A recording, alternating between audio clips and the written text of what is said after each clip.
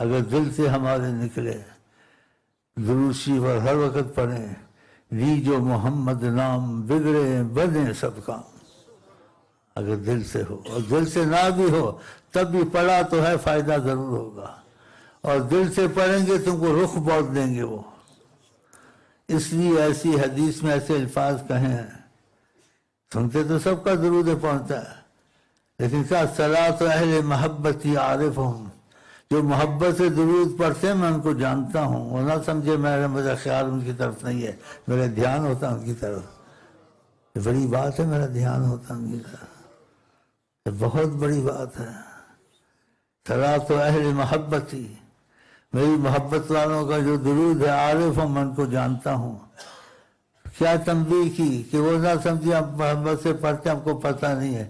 جس کو محبت ہے، نہیں ہے، تھوڑی ہے، زیادہ ہے، اشارہ کیا، سب مجھے پتہ ہوتا ہے۔